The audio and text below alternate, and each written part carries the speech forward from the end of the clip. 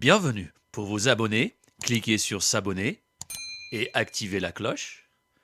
Et si vous avez aimé, un pouce bleu.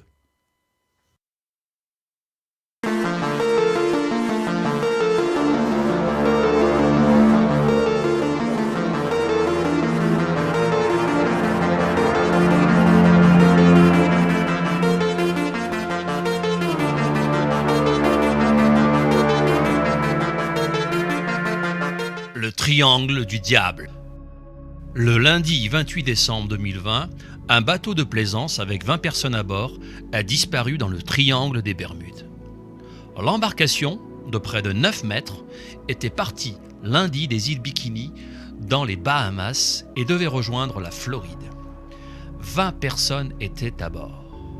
Les gardes-côtes ont été alertés par un proche d'un passager. Ils ont quadrillé une zone de plus de 44 000 km² pour tenter de retrouver le bateau. En vain. Les recherches ont été suspendues le vendredi 1er janvier, le temps d'avoir de plus amples renseignements sur le bateau et ses passagers, rapporte le journal le New York Times. Dans cette zone de l'océan Atlantique, d'autres bateaux se sont mystérieusement volatilisés depuis plus d'un siècle et demi.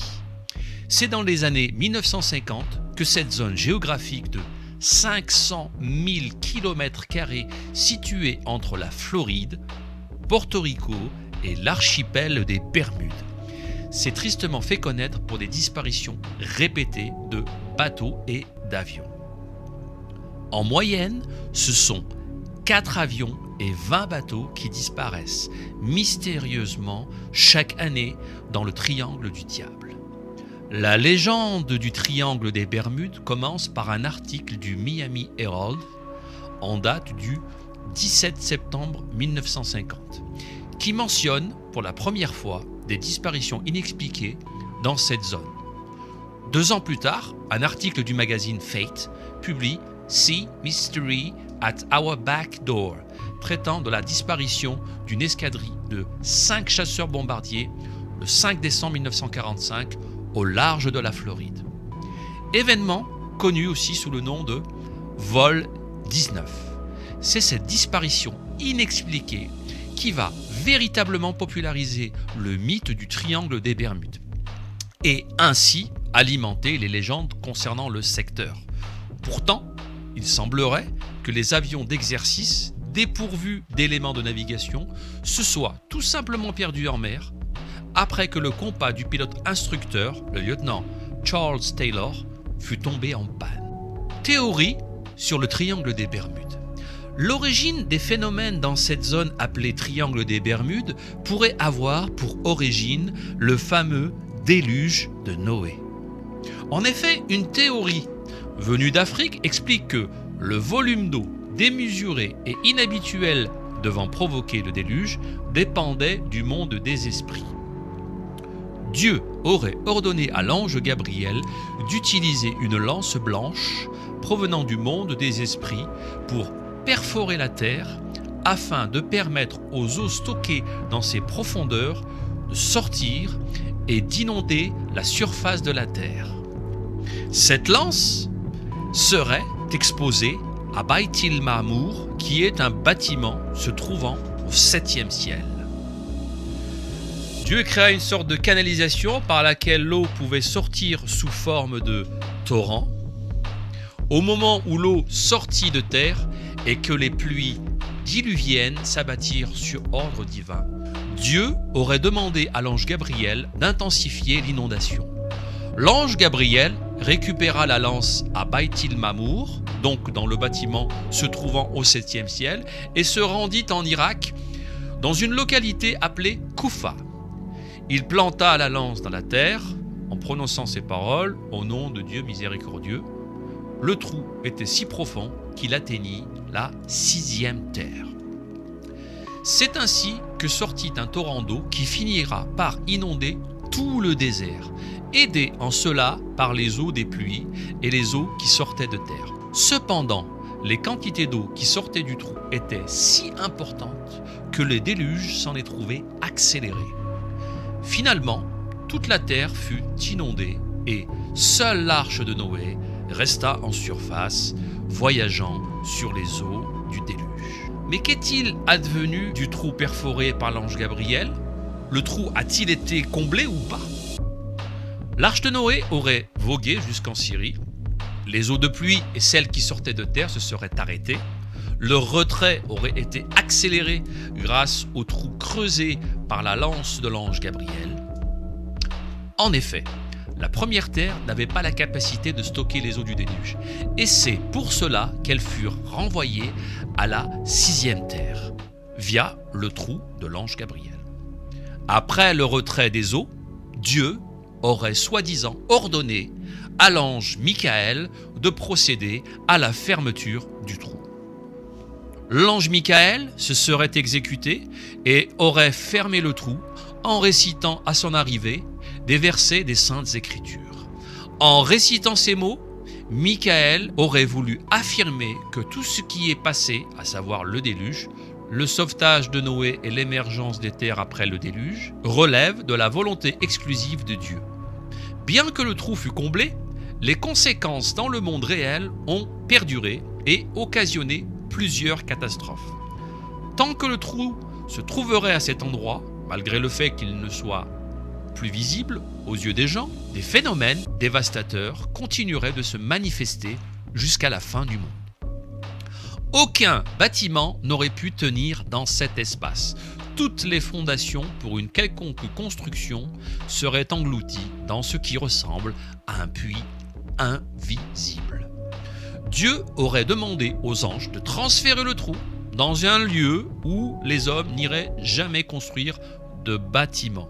Le trou fut donc, selon cette légende, transféré dans l'océan Atlantique, un lieu aujourd'hui connu sous le nom de Triangle des Bermudes. Une autre théorie, défendue par des scientifiques, pourrait faire la lumière sur les nombreuses disparitions inexpliquées d'avions et de bateaux dans cette zone de l'océan Atlantique. Depuis 70 ans, la légende du Triangle des Bermudes intéresse de nombreux cinéastes, romanciers, journalistes et scientifiques. Cette zone géographique imaginaire de l'océan Atlantique, située entre Miami, Porto et les Bermudes, et dont le terme a été évoqué pour la première fois en 1963 par le journaliste Vincent Gaddis, aurait en effet été le théâtre d'un grand nombre de disparitions de navires et d'aéronefs. Une équipe de chercheurs russes et norvégiens qui s'intéressent au phénomène des dolines sibériennes dans la péninsule de Yamal en Sibérie pourrait avoir trouvé une explication. De fait, les scientifiques sont en mesure d'expliquer les trous sous-marins qui se forment dans la péninsule de Yamal sur le pourtour de l'Arctique, indique le Journal of Geophysical Research, qui par extension pourrait également s'appliquer aux mystérieuses disparitions dans le Triangle des Bermudes. Avec le réchauffement climatique, les poches de méthane créées par l'action des bactéries piégées dans le sédiment sous forme solide fondent sous l'effet du réchauffement des eaux et sont libérées, explique Gilles Revernin, chercheur au Centre national de la recherche scientifique. Le sédiment peut alors se rompre sous la pression du gaz et provoquer un dégazage important. Ce phénomène provoque une sorte de trou dans l'océan et des bateaux qui navigueraient au-dessus de ces zones n'auraient ainsi plus de portance. Le navire est ainsi soudainement englouti et attiré vers le fond. Ces poches de méthane présentes dans le pourtour de l'Arctique sont également connues sous le nom de glace qui brûle. En d'autres termes, ces bulles de méthane ont été au fil des siècles piégées par la glace et sont une sorte de gaz à l'état solide. Ainsi, alors que l'Arctique se réchauffe, la glace fond et libère les bulles de gaz piégées, déstabilisées par ces grandes quantités de méthane. Selon Pavel Serov, principal auteur de l'article publié dans le Journal of Geophysical Research, l'une de ces poches aurait été observée en mer de Kara et laisse échapper des flux de méthane. Des cratères sous-marins se forment et des gaz s'échappent, créant une instabilité peu visible. Une hypothèse avait été avancée également en 2001. Cette hypothèse avait déjà été avancée en 2001 pour expliquer l'étrange naufrage d'un chalutier. L'épave du bateau avait été découverte au fond de l'océan, posée sur sa quille, intacte en apparence et comme placée au centre d'un cratère sous-marin géant. Le bateau avait en outre coulé dans une région sous-marine. Vestige de l'éclatement d'anciennes poches de gaz, de même, une éruption volcanique sous-marine avait provoqué le dégagement d'un important volume de gaz, puis un bateau japonais, privé de portance, avait ainsi sombré. Des phénomènes similaires, non naturels, ont également déjà été observés en 1985. Une plateforme offshore avait été déstabilisée suite à un conduit de forage cassé. Un accident qui avait alors libéré un gros volume de méthane et même créé des accidents. Toutefois, si la théorie de l'éclatement des poches de méthane est acceptable dans certaines parties de la planète, il est peu probable que ce phénomène se produise naturellement dans le triangle des Bermudes. Les fonds marins de l'Atlantique sont trop profonds et la manière organique pas assez importante pour pouvoir provoquer le naufrage de navires, estime Gilles Reverdin. D'autres explications parfois farfelues ont été avancées pour expliquer pourquoi tant d'avions et de bateaux s'évaporent sans laisser de traces dans cette zone de l'Atlantique. Certains avaient évoqué la présence de monstres marins, des enlèvements par des extraterrestres, des perturbations magnétiques ou même des civilisations englouties. Le triangle des Bermudes continue à alimenter les rumeurs et autres théories plus insolites les unes que les autres. Ce lieu, également appelé triangle du diable, est entouré de mystères. S'agit-il de phénomènes naturels, comme le déclarent les scientifiques ? Une origine céleste est-elle à l'origine de ces phénomènes ? Et le mystère, en tout cas, reste entier et continue de nous hanter.